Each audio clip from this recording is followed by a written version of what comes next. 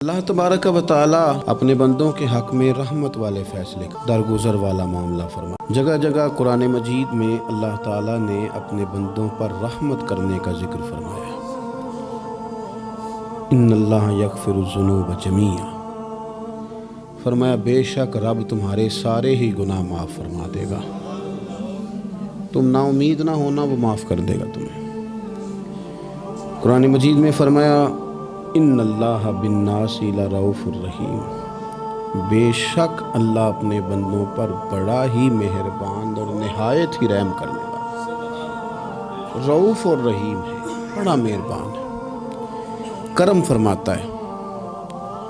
اللہ تعالیٰ اپنے بندوں سے بڑا جلد راضی ہو جاتا ہے، وہ اپنے بندوں کو بہت زیادہ مشقت میں نہیں ڈالتا، وہ اپنے بندوں سے اپنی نعمتوں کا بدلہ نہیں چاہتا، بہت سخت مشقت والی عبادتیں نعمتوں کے بدلے نہیں چاہتا، وہ بڑی جلدی رحم فرماتا ہے۔ ماں پیار کرتی ہے اپنے بچے سے، لیکن وہ ناراض بھی ہو جاتی ہے بعض چیزوں میں، بعض معاملات اس کا دل بھی دکھاتے ہیں، بعض جگہ وہ رو کے یہ بھی کہتی ہے کہ تو نے میری محبت کا کوئی نتیجہ نہیں مجھے دیا، میری ساری کمائی تو نے ضائع کر دی۔ والد بہت ساری جگہوں پہ ناراض ہوتا ہے، شکوہ کرتا ہے، کہتا ہے میری بیماریوں کی، پریشانیوں کی، بڑھاپے کی، کمزوریاں کا سبب بیٹے تو ہی بن گیا، یہ ساری تکلیفیں تو ٹھیک ہو جائیں تو میری شاید عمر بھی بڑھ جائے، صحت بھی ٹھیک ہو جائے، میں زیادہ دیر جوان رہ سکوں۔ ناراض ہوتے ہیں ماں باپ، اسی طرح ماں باپ راضی بھی ہو جاتے ہیں، وہ بڑی جلدی راضی ہو جاتے ہیں۔ میں اکثر کہتا ہوں کہ والد کو راضی کرنے میں 5-7 منٹ لگ جاتے ہیں، اماں تو 1.5-2 منٹ میں راضی ہو جاتی ہے۔ ابا جی کو 5-7 منٹ لگتے ہیں، کئی دفعہ کہنا پڑتا ہے، کوئی دلائل دینے پڑتے ہیں، لیکن والدہ کے لیے تو کچھ بھی نہیں، آپ نیرا جا کے پیروں میں بیٹھ ہی جائیں، کچھ بھی نہ کریں، آپ پورا روئیں نہ رونے والا منہ ہی بن جائے تو اماں تو نرم ہی نرم ہے، جس وقت جو مرضی آپ کرا لیں ہو گیا۔ اللہ تبارک و تعالی بلا مثال و بلا تشبیہ سمجھانے کے لیے عرض کرتا ہوں، اللہ بھی بعض معاملات میں اپنے بندوں سے ناراض ہو جاتا ہے، وہ کہتا ہے میں تکبر کرنے والوں کو پسند نہیں کرتا، وہ کہتا ہے فسادی پسند نہیں ہے، وہ فرماتا ہے کہ راہوں میں کجی کرنے والے پسند نہیں ہیں، وہ فرماتا ہے کہ بدعہدیاں کرو گے تو میں صبح قیامت تم سے سوالات کروں گا۔ اللہ تبارک و تعالیٰ بہت ساری چیزوں کو ناپسند کرتا ہے، ناراض ہو جاتا ہے، بلکہ نبی پاک صلی اللہ تعالیٰ علیہ وسلم نے فرمایا تم بات کرتے کرتے کوئی ایسا جملہ بول دیتے ہو کہ رب اتنا ناراض ہوتا ہے کہ تمہیں پتہ بھی نہیں ہوتا، تمہارے لیے جہنم کا فیصلہ کر دیتا ہے۔ اس لیے پہلے تولو پھر بولو، خود اپنے لفظوں کی تو تم پہرے داری کرو نا کہ میں کیا کہہ رہا ہوں۔ کوئی ایسا جملہ، کوئی ایسی بات وارث شاہ مان کری نہ وارثاں دا، کوئی ایسی بات نہ تمہاری زبان سے نکلے۔ اور حضور یہ بھی فرماتے ہیں کہ اس کا دوسرا پہلو بھی ہے، بعض اوقات تم بات کرتے ایسا جملہ کہتے ہو وہ اتنا راضی ہوتا ہے کہ تمہارے لیے جنت کا فیصلہ فرما دیتا۔ مسلمان کو اب یہ حکم ہے، اس ساری گفتگو کا نتیجہ یہ ہے کہ وہ اپنے جذبات پر، خیالات پر، نگاہوں پر، زبان پر، کانوں پر تھوڑی توجہ دے، بے لگام نہ بنے، بے ترتیب نہ بنے، جو طبیعت میں آئے کر نہ گزرے، تھوڑا سا نہ سوچے سمجھے اور تھوڑا سنبھل کے چلے، کبھی ان کاموں کی طرف نہ جائے جن سے رب ناراض ہو جاتا ہے، ان کاموں کی طرف بڑھے جن سے اللہ راضی ہوتا ہے۔ میرے نبی پاک صلی اللہ تعالیٰ علیہ وآلہ وسلم نے ارشاد فرمایا، بعض احادیث میں لفظ یہ ہیں کہ اللہ اپنے بندوں کو دیکھ کے مسکراتا ہے، جو اس کی شان کے لائق ہے۔ جس ترتیب سے ہم مسکراتے ہیں، جس ترتیب سے ہم روتے ہیں، جس ترتیب سے ہم کسی بات کا اظہار تشکر کرتے ہیں، خدا ان باتوں سے پاک ہے۔ اب بہت ساری حدیثوں میں آیا کہ وہ مسکراتا ہے، تو کیا مطلب ہے مسکرانے کا؟ تو علماء تفسیر نے لکھا ہے مسکرانے کا مطلب یہ ہے کہ وہ بڑا ہی راضی ہوتا ہے اپنے بندے سے، بڑا راضی ہوتا ہے، یہ مطلب ہے۔ ایک تو مسکرانے کا مطلب یہ کہ وہ بڑا راضی ہو گیا، وہ مسکرا دیا اپنے بندے پہ، اور ایک اس کا معنی خود نبی پاک صلی اللہ تعالیٰ علیہ وسلم نے بیان فرمایا، مسند امام احمد بن حنبل میں حدیث ہے، حضور سید عالم علیہ السلام سے صحابہ نے پوچھا، یا رسول اللہ شہید تو بڑے لوگ ہوتے ہیں، شہیدوں میں افضل کون ہے؟ تو اللہ کے حبیب علیہ السلام فرمانے لگے، وہ والا بندہ جو ڈٹ گیا تھا کافروں کے مقابلے میں، وہ ہلا نہیں، پوری طرح ڈٹ کے جو لڑا وہ شہداء میں افضل ہے۔ حضور فرماتے ہیں وہ جنت کے بالا خانوں میں سیر کرے گا اور رب اسے دیکھ کے مسکرائے گا، رب اسے دیکھ کے مسکرائے گا، اللہ تعالیٰ مسکراتا ہے اسے دیکھ کے۔ اور اگلے جملے میں حضور نے وضاحت کر دی، فرمایا جب رب دنیا میں کسی پر مسکراتا ہے نا تو اس کا معنی یہ ہے کہ قیامت میں پھر اللہ اسے حساب کوئی نہیں لے گا۔ جس پر اللہ دنیا میں مسکرا دیا اس سے کوئی حساب، تو وہ کام ڈھونڈنے چاہیے نا جس سے اللہ مسکرائے۔ ویسے کبھی ہم ایسا کرتے ہیں کہ نہیں کہ کسی کو راضی کیا جائے؟ یہ کام ہم کرتے ہیں کہ ہماری کمپنی کا جو سربراہ ہے وہ ہم سے راضی رہے، جس ادارے میں ہم پڑھاتے ہیں اس ادارے کا بڑا ہم سے راضی رہے، یہ کرتے ہیں ہم۔ اس کے لیے کچھ نہ کچھ ہیلے بہانے ہم کرتے ہیں، برادری، قبیلہ، علاقہ، بستی، لوگ کسی طریقے سے ہمارے ساتھ مطمئن رہیں، کرتے ہیں نا یہ سارے کام۔ اس میں تھوڑی مشکل بھی ہمیں آتی ہے لیکن کرتے ہیں، کیا کریں۔ گھر میں بھی کئی دفعہ ایسا ماحول بنانا پڑتا ہے۔ چلیں ایک اور میٹھی مثال دیتے ہیں، زیادہ سمجھ میں آئے گی۔ چھوٹا بچہ خوش رہے، آپ اس کے لیے محنت نہیں کرتے، وہ چھوٹا ہے، اس کو خوش کرنا فرض ہے ابا پہ، لیکن وہ کہتا ہے کہ میں نے موٹر سائیکل لینا ہے، چھوٹا ہے چلا ہی نہیں پائے گا، تو ابا پھر اسے راضی کرتا ہے، کہتا ہے بیٹے چھوٹا سائیکل لے لے، چل میں تجھے اڑانے والا جہاز لے دیتا ہوں۔ مقصود کیا ہے کہ اس کو ناراض نہیں کرنا، یہ روئے نہ، اس کا دل نہ ٹوٹے۔ ہو یارو سنو نا میں کیا کہہ رہا ہوں، اگر چھوٹے بچے کے لیے وہ چیزیں ڈھونڈتے ہو، میرے ابا جی نا اپنے نواسے کے لیے کھلونا لے کے آئے تو بچہ بڑا ہی کھیلا، تو ابا جی کہنے لگے لو پیسے پورے ہو گئے میرے، بچے کو پسند بڑا ہے نا، پیسے پورے کر چھڑے نے، دیکھو نا جی کتنا اس کو راضی ہوا ہے۔ تو انسان کیا کرتا ہے کہ کوشش کرتا ہے، چھوٹا بچہ بھی ناراض نہ ہو تو وہ چیزیں وہ ڈھونڈتا ہے کہ اس کو کیا پسند ہے، چاکلیٹ لے جاؤں، فلاں چیز لے جاؤں، آئس کریم لے جاؤں۔ تو ایک بچے کے لیے، گھر کے لیے، سربراہ کے لیے اتنی محنت کرتے ہو، تو وہ کام بھی ہمیں ڈھونڈ کے تلاش کرنے چاہیے نا جس سے رب راضی ہوتا ہے، اللہ راضی ہوتا ہے۔ بتاؤں وہ کون سے کام ہیں؟ نبی کریم صلی اللہ تعالیٰ علیہ وسلم نے ارشاد فرمایا، 3 لوگ ہیں جنہیں دیکھ کے رب مسکراتا ہے۔ یا رسول اللہ صلی اللہ علیہ وسلم وہ کون سے؟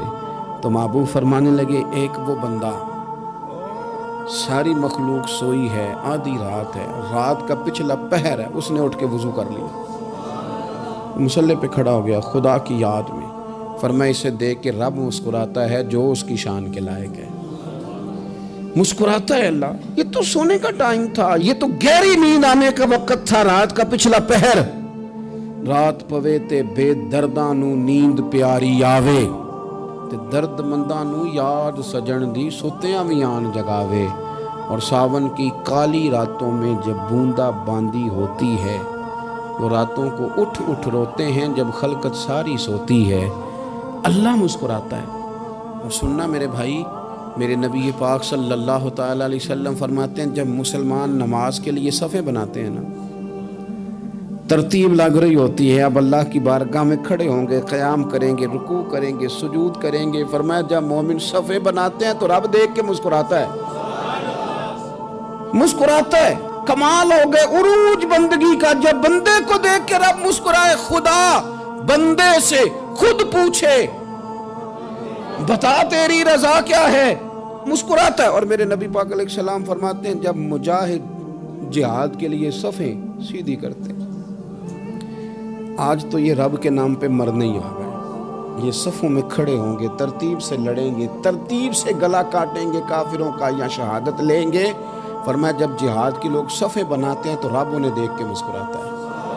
کتنے نصیبوں والا وہ بندہ ہے جسے دیکھ کے مسکرا دیا۔ او یار کبھی تیرا بیٹا تیرے سامنے مسکرائے نا چھوٹا تو تیرا دل باغ ہو جاتا ہے۔ تیری ماں بیمار کسی ایک دن صحیح طرح ہنس پڑے تو طبیعت خوش ہو جاتی۔ مجھے بتاؤ نا جس کا رب بھی اسے دیکھ کے ہنس پڑے، جو اس کی شان کے لائق ہے، کیا اس بندے کے نصیبیں ہیں، کیا اس کے مقدر ہیں۔ آپ اس مقام پر اپنے آپ کو لائیں. اب دیکھیں نا یہ حدیث آپ نے سن لی, اب ہم نے نا اس طرح صفحے نہیں بنانے جس طرح ساری دنیا, اب ذرا صفحے بھی شوق سے بنائیں گے. آپ ذرا تھوڑا سا شوق پیدا کریں گے, بھئی یہ تو میں وہ کام کرنے لگا ہوں جسے دیکھ کے رب مسکراتا ہے. نبی پاک صلی اللہ علیہ وسلم نے فرمایا جب کوئی بندہ توبہ کرتا ہے نا, ہم توبہ کا رٹا لگاتے ہیں, یا اللہ میری توبہ یا اللہ. اور توبہ کا تو مطلب یہ ہے کہ پچھلے گناہوں سے پکی توبہ, آج کے بعد یہ غلطی نہ کرنے کا پکا وعدہ. تو نے ساری شب برات رو کے گزاری ہے, بتا سویرے جھوٹ جوڑنے کا ارادہ ہے تیرا, آج کے بعد رشوت تو نہیں نہ لے گا, ملاوٹ تو نہیں نہ کرے گا, یہ توبہ ہے. اور اگر سارے کام اسی طرح کرنے تو پھر یہ توبہ کا رٹا ہے, جتنا مرضی لگاؤ. حضرت علی بن ربیعہ رضی اللہ تعالیٰ عنہ فرماتے ہیں میں مولا علی کے ساتھ تھا, مقام حرہ کی طرف جا رہے تھے, حضرت علی نے ہاتھ اٹھا کے دعا مانگی ہماری تعلیم کے لیے, ورنہ حضرت علی ہم صحابہ کو محفوظ عن الخطا تو مانتے ہیں نا. ہاتھ اٹھا کے کہا اے اللہ ہمارے گناہ بخش دے, تیرے علاوہ کوئی معاف کرنے والا نہیں. اور پھر حضرت علی آسمان کی طرف دیکھا اور دیکھ کے نا حضرت علی بن ربیعہ کو تو مسکرائے. حضرت علی بن ربیعہ کہنے لگے حضور مسکرائے کیوں ہو؟ فرمانے لگے ایک دن میں حضور کے ساتھ اسی طرح آیا تھا, اسی طرح حضور نے دعا فرمائی تھی ہماری تعلیم کے لیے, اور پھر حضور مجھے دیکھ کے مسکرائے تھے اور فرمایا جب کوئی بندہ رب کی بارگاہ میں اس طرح استغفار کرتا ہے تو رب مسکراتا ہے, اور مسکرا کے فرماتا دیکھ لو میرے بندوں کو پتا ہے کہ میرے علاوہ معاف کرنے والا کوئی نہیں, انہیں پتا ہے. تم اس کی بارگاہ میں رجوع تو لاؤ, آؤ تو صحیح دو آنسو لے کر. اقبال کہتے ہیں کہ موتی سمجھ کے شان کریمی نے چن لیا, قطرے دو گرے میرے ار کے انفال کے, دو میں نے آنسو بہائے تھے تو اس کے کرم نے تو موتی سمجھ کے چن لیے. سنو نا حضور اس استغفار کو, اللہ کو یار رات کو توبہ کر کے سونا چاہیے ہمیں. کچھ غلطیاں ہم کرنا نہیں چاہتے پر ہم سے ہو جاتی ہیں, کچھ دل ہم توڑنا نہیں چاہتے پر وہ ٹوٹ جاتے ہیں, ہماری مجبوری ہوتی ہے ٹوٹ جاتے ہیں. رات کو اس کی بارگاہ میں ہاتھ باندھ کے کشکول طلب دراز کر کے خوب استغفار پڑھنا چاہیے کہ مالک بندے ہیں نا کیا کریں, نفس کا ساتھ ہے, دنیا کا ساتھ ہے, خواہشات نفسانیہ, مالک معاف کر دے. درد سے توبہ, رسم نہ ہو, کہانی نہ ہو, لفظ نہ ہو, جملے نہ ہو, اور جناب ایسے لوگوں کے بیچ بڑے ہاتھ باندھ کے اور بڑا کوئی ضرورت نہیں. آپ اکیلے اپنی چارپائی پہ بستر کے اندر منہ دے کے بھی درد سے کہیں گے نا معاف کر دے تو وہ تو مہربانی بڑا ہے. میرے نبی پاک صلی اللہ علیہ وسلم مثال دیتے ہیں, فرمایا ایک آدمی صحرا میں جا رہا ہے, صحابہ سے حضور خطاب کر رہے ہیں, فرمایا ایک آدمی صحرا میں جا رہا تھا, اس نے اپنی اونٹنی پہ کھانا پانی پیسے ہر چیز رکھی ہوئی تھی.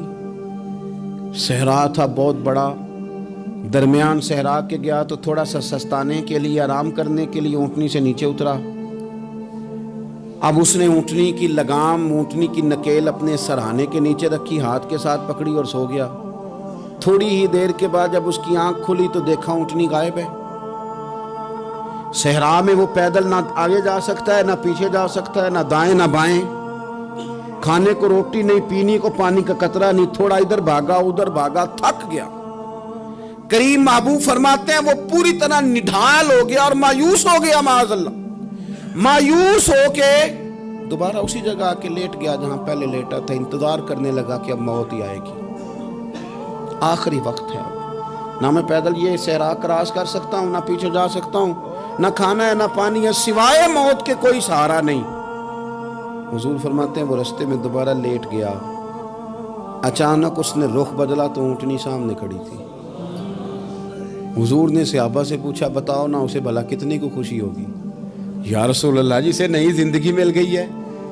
آپ دیکھیں نا سارے ڈاکٹروں نے کہہ دیا کہ اس کے تو گردے معدہ جگر ہر چیز ختم ہے, گھر لے جاؤ خدمت کرو, ہر طرف پریشانی ہے. وہ بندہ بھی سمجھ گیا ہے کہ آخری وقت آ گیا, کل جاؤں پرسوں جاؤں, تیاری ہو گئی, سب لوگ آ گئے, باہر والے بھی آ گئے, یہ ماحول ایک عجیب رنگ اختیار کر گیا. اچانک ایک ڈاکٹر نے آ کے کہا نہیں غلطی لگ گئی تھی. مجھے بتائیے انداز کیا ہوتا ہے؟ بغیر دوائی کے بندہ اٹھ کے کھڑا نہیں ہو جاتا, او میں تو بچ گیا ہوں. نبی پاک صلی اللہ علیہ وسلم فرمانے لگے اس کی اونٹنی مل گئی, بتاؤ بھلا اسے کتنی خوشی ہوگی. یا رسول اللہ وہ تو دوبارہ دنیا میں آ گیا.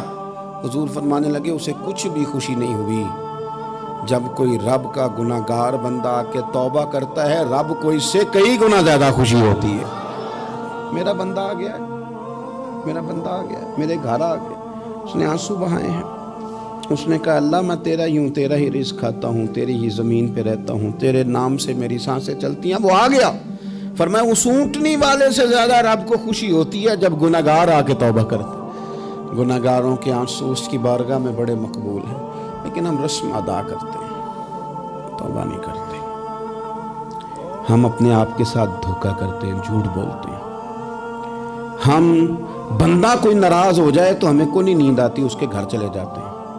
ہم اپنے سارے رشتوں کو، تعلقات کو مینٹین کر کے رکھنے کے عادی ہیں۔ ہمیں پتہ ہے کہ وہاں میں نہیں جا سکا تو بیٹا بھیجتا ہوں، فلاں شادی پہ میں نہیں جا سکا تو بھتیجا بھیجتا ہوں، بھائی بھیجتا ہوں۔ ہر تعلق کا ہم نے خیال رکھا کوئی روٹھ نہ جائے، لیکن کمال ہے نا، یہ نہیں سوچا کہ اگر رب روٹھ گیا تو جب وہ روٹھ جائے نا تو سارے رشتے بھی بندے کے پاس موجود ہوں تو کوئی کرامت نہیں ہوتی۔ پھر کروڑوں روپیہ جیب میں ہوں تو ڈاکٹروں کی دوائیاں اثر نہیں کرتی۔ وہ روٹھ جائے تو پھر انسان اس طرح سے پھسلتا ہے کہ بڑے بڑے اس کے پاس دروازے ہوتے ہیں پر کسی جگہ اس کا ہاتھ نہیں لگتا۔ خدا را خیال کریں، دنیا روٹتی ہے تو روٹھ جائے، رب رسول ناراض نہ ہونے پائیں، اس کا خیال کریں۔ حضور فرماتے ہیں وہ مسکراتا ہے، اسے خوشی ہوتی ہے جب کوئی اس کا بندہ اس کی طرف رجوع کرتا ہے۔ میرے عزیزو، رسول پاک صلی اللہ تعالی علیہ وسلم نے ان لوگوں کے تذکرے کیے جنہیں دیکھ کے رب مسکراتا ہے۔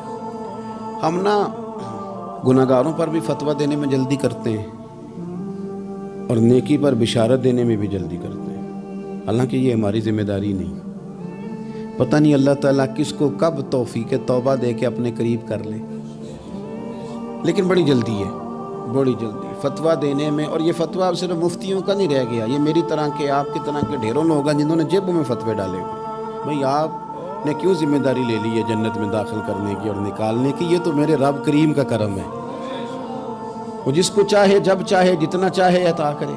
لیکن کچھ لوگ نا بڑے پکے ہو گئے ہیں کہ شاید جو میں سوچ رہا ہوں وہی درست ہے۔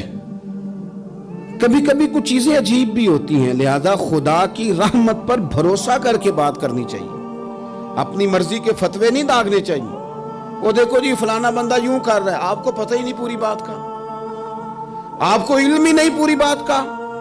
حضرت بہاءاللہ نقشبند بخاری رحمت اللہ علیہ فرماتے ہیں میں حج کرنے گیا تو وہاں میں نے ایک آدمی کو کروڑوں کا کاروبار کرتے دیکھا تو میرے دل میں خیال ہے یہاں بھی اللہ اللہ کرنی چاہیے تھی، دنیا داری کر رہا ہے۔ لیکن فرماتے ہیں حج سے فارغ ہوئے تو میں نے دیکھا وہی بندہ سارا کچھ رب کی بارگاہ میں خیرات کر رہا ہے، اور سینکڑوں غریب حاجی ہیں جن کو پورے خرچے دے رہا ہے۔ تو میں نے وہیں اپنی سوچ سے توبہ کی کہ میں کہاں تھا۔ بڑی جلدی کھڑے نہ ہو جائیں۔ حضرت حسن بصری رحمت اللہ تعالیٰ علیہ ارشاد فرماتے ہیں کہ میں دریا کے کنارے گیا تو وہاں میں نے ایک شخص کو دیکھا، وہ اپنی ایک خاتون کی گود میں سر رکھ کے بیٹھا اور قریب ایک بوتل بھی پڑی ہے۔ میرے دل میں معاذ اللہ خیال آیا کہ دیکھو کس انداز میں ایک عورت کے ساتھ یہ ہے اور پاس بوتل بھی پڑی ہے، جانے شراب ہے۔ کہتے میں سوچ ہی رہا تھا کہ اچانک کی کشتی آ رہی تھی دریا میں، وہ ہچکو لے کھائے، کشتی میں 4-5 لوگ تھے، وہ دریا میں ڈوبنے لگے۔ وہ آدمی تیزی سے اٹھا، دریا میں چھلانگ لگائی، پہلے ایک کو نکالا، پھر دوسرا نکالا، پھر تیسرا نکالا، ایک بندہ رہ گیا۔ کہنے لگا حضور مجھے تو آپ نے گناہگار سمجھا ہے، میں تو بڑے غلط انداز میں یہاں بیٹھا ہوں، آپ نے جو سوچا چلیں گے چوتھا بندہ آپ نکالنا ہے، کرے نا یہ کام، کرے نا یہ کام۔ بڑے بھولے بھالے بڑے اللہ والے، ریاض آپ کو بس ہم ہی جانتے ہیں، اتنی جلدی فتویٰ۔ حضرت حسن بصری فرماتے ہیں میں پشیمان ہوا، میں نے کہا مجھے تیرنا نہیں آتا، تو دیر نہ کر چوتھا ڈوب نہ جائے۔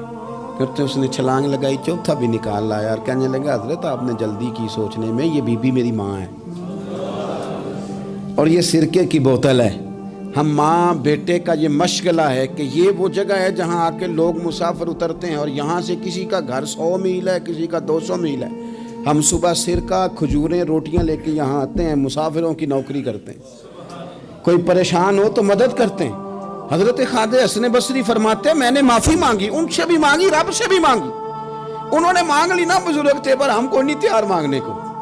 ہم ہر وقت بدگمانیاں، وہ فلانا فلانے جرم کرتا تھا، میں اسے اب کیسے نیک مان لوں. بھئی اب وہ نمازی ہے، خدا کے گھر آتا جاتا ہے، اب اللہ کی بارگاہ میں حاضر ہوتا ہے. جب رب نے معاف کر دیا تو بھی سوچ بدل جا. سنیں حضور کیا فرماتے ہیں. نبی پاک صاحب الالاق صلی اللہ تعالی علیہ وسلم فرماتے ہیں، مسند امام احمد بن حنبل دیکھیے، فرمایا رب اس وقت بڑا ہی مسکرائے گا جب قاتل بھی جنت میں جائے گا، مقتول بھی جنت میں جائے گا. یا رسول اللہ مقتول تو گیا، یہ قاتل کیسے چلا گیا؟ حضور فرماتے ہیں جائے گا، اور جائے گا اور رب مسکرائے گا، جو اس کی شان کے لائق ہے. یا رسول اللہ کس طرح؟ تو نبی پاک صلی اللہ علیہ وسلم فرمانے لگے، اس نے ایک مومن کو قتل کیا تھا، وہ شہید ہو کے جنت میں چلا گیا. اب اللہ نے بعد میں اسے توبہ کی توفیق دے دی.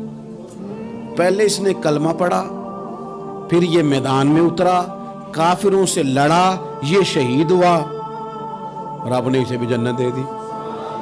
قاتل بھی جنت میں، مقتول بھی جنت میں. اور بات اتنی انوکھی ہے کہ رب دیکھ کے مسکرا رہا ہے، جو اس کی شان کے لائق ہے.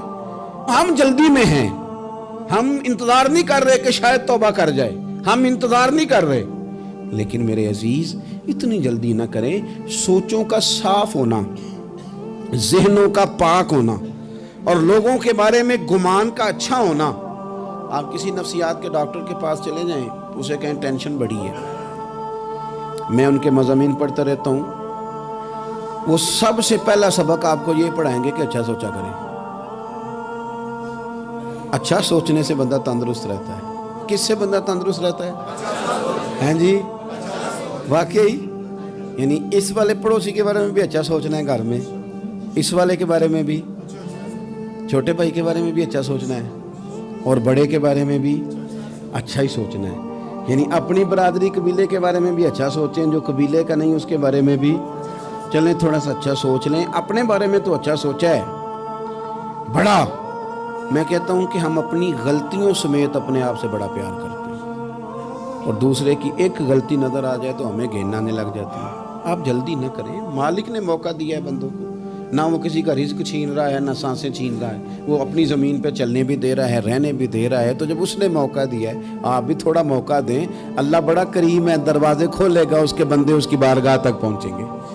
بدگمانیاں، اور پھر بدگمانیوں کا عروج، اور اس لیول تک جا کے بات کر دینا ہے کہ جہاں سے خوف آئے کہ یار یہ بات نہیں کرنی چاہیے. رسول کائنات سرور دو عالم صلی اللہ تعالی علیہ وسلم فرماتے ہیں کہ اللہ مسکراتا ہے. دیکھو ہمارے ہاں نا ایک اور بھی مسئلہ بن گیا ہے.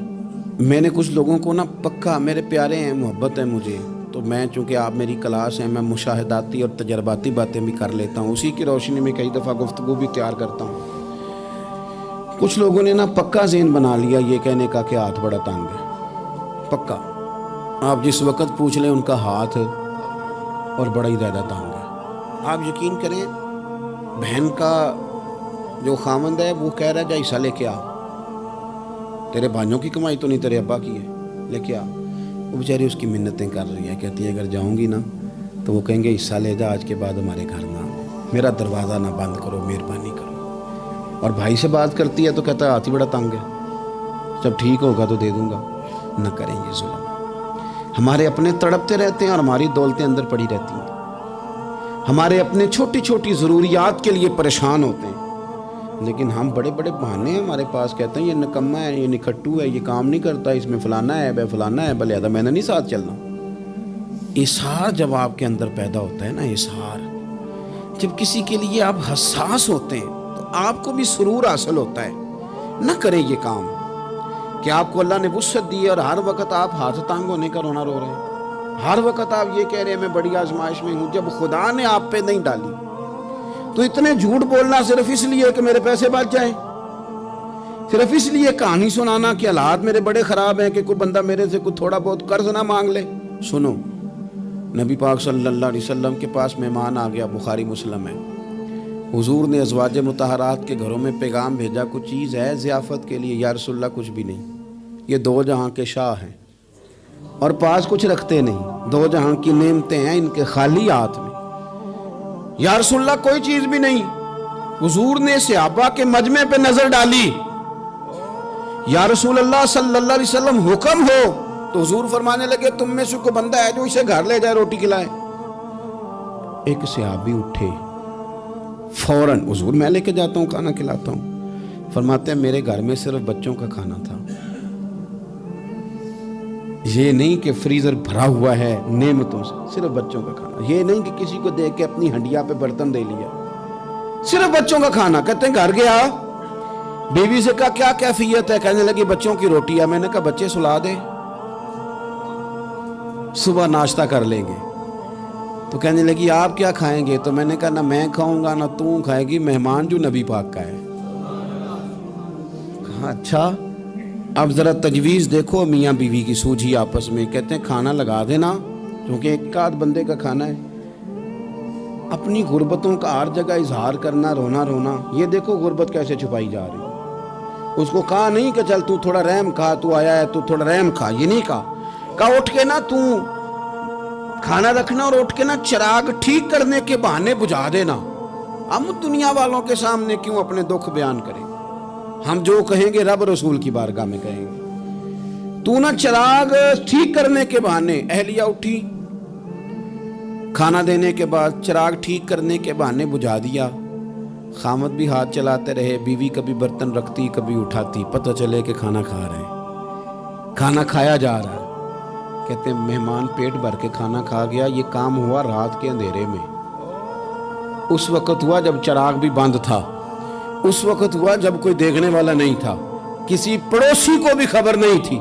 فرماتے ہیں صبح کے اجالے میں اس مہمان کو لے کے مسجد نبوی میں نے قدم رکھا تو نبی کریم نے فرمایا رات جو تم نے کام کیا ہے نا، اسے دیکھ کے میرا رب بڑا مسکرایا ہے، اللہ بڑا مسکرایا ہے۔ اللہ تر دامنی پہ شیخ ہماری نہ جائیے، ہم دامن نہ چھوڑ دیں تو فرشتے وضو کریں۔ یہ شان ہے صحابہ کی۔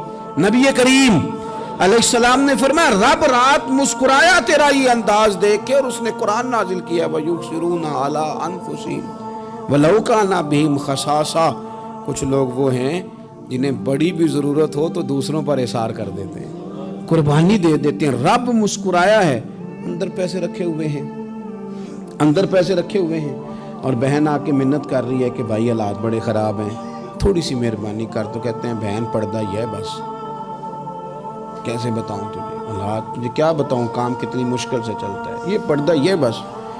بہرحال اگر تو نے کہا ہے نا 50,000 تو میں زیادہ نہیں، کوئی 20 کو دے دوں گا تجھے، وہ بھی خاصی نیکی کر کے، وہ بھی بتا سکھا کے۔ رات اماں پہ علیحدہ سے احسان چڑھاؤں گا، ابا پہ علیحدہ سے چڑھاؤں گا کہ تمہاری بیٹی کے ساتھ تعاون کر رہا ہوں، سارے علاقے کو ویسے ہی بتاؤں گا۔ اور وہ غریبنی بیچاری 20,000 لے کے گھر گئی ہے، پھر سفارشیں کر رہی ہے کہ مہربانی کرو۔ میں نے ایسے بھی دیکھے ہیں جو پہلے بیوی کو پکڑاتے ہیں تو دے، اس لیے کہ پھر وزیر اعظم تو ڈنڈا نکال لے گا تو بڑا مشکل ہو جائے گا پھر گھر میں رہنا، لہذا وہ یہ تو آگے لگ۔ یہ کیا لہجہ ہے آپ کا؟ یہ تو کسی کو بھی دیں تو چھپا کے دینے کا حکم ہے، کسی کو بھی دیں تو ہمیں حکم یہ ہے کہ سیدھے ہاتھ سے دینا ہے، الٹے کو خبر۔ اور یہ جو بالکل ہی اپنے ہیں ان پر تو پردہ پوشی آپ کے لیے ویسے ہی ضرورت تھی۔ میرے عزیز رب مسکراتا ہے۔ میرے نبی پاک علیہ السلام نے یہ اعمال ہمیں بتائے جن پر اللہ مسکراتا ہے، خوش ہوتا ہے۔ اور بعض لوگوں کو حضور نے نامینیٹ کیا، حضرت سعد بن معاذ رضی اللہ تعالیٰ عنہ عظیم صحابی تھے۔ یہ وہ خوبصورت صحابی ہیں جن کے جنازے کو کندھا میرے نبی پاک نے عطا فرمایا، حضور نے کندھا عطا فرمایا۔ کمال ہو گئی، نرخ بازار محبت کا انوکھا ہی ہو گیا، خود خریداروں میں شامل آ کے مولا ہو گیا۔ حضور نے کندھا دیا۔ حضرت سعد بن معاذ رضی اللہ تعالیٰ عنہ کا جب جنازہ اٹھا، ان کی والدہ رو پڑی، بڑے درد سے روئی، ماں تھی نا۔ ان کی آواز جب حضور تک گئی تو نبی پاک نے فرمایا آنسوؤں کو روک لے، آواز کو کم کر لے، تیرے بیٹے کی تو جب روح پرواز ہوئی ہے تو رب مسکرایا ہے۔ جس کے آنے پہ رب راضی ہو مسکرا دے جو اس کی شان کے لائق ہے۔ یہ تو وہ لوگ ہیں کہ جن کے جانے پر نا رب، وہ کسی نے کہا تھا کہ میرے مرنے پہ ہر سو شور مچ جائے گا، دیکھو گے میرے مرنے پہ ہر سو شور تمہیں پتہ چل جائے گا جب ہم جائیں گے، میرے مرنے پہ ہر سو شور مچ جائے گا دیکھو گے، اور کہنے الوداع سرکار خود تشریف لائیں گے۔ اور درویش کہنے لگے بعد مرندے مکھڑا میرا ہو جاوے جے تازہ، پھر سمجھ لینا محبوب میرے نے آن پڑے ہے جنازہ، اور عاشق کا جنازہ ہے ذرا دھوم سے نکلے اور محبوب کی گلیوں سے ذرا گھوم کے نکلے۔ فرمایا کہ ان کے تو جانے پہ رب کریم، اور حضور نے ایک دعا بھی دی۔ حضرت ابو طلحہ، حضرت طلحہ رضی اللہ تعالیٰ عنہ صحابی تھے، ان کا وصال ہو گیا تو حضور نے دعا بھی دی۔ فرمایا یا اللہ جب میرا طلحہ ہے نا تو اس سے مسکرا کے بات کرنا، یہ تجھ سے مسکرا کے بات کرے جو تیری شان کے لائق ہے۔ تو اللہ تعالیٰ غائب درجے راضی ہوتا ہے۔ ایک دفعہ پھر بات دہراتا ہوں، جو میدان میں ڈٹ کے شہید ہو رب اسے دیکھ کے مسکرا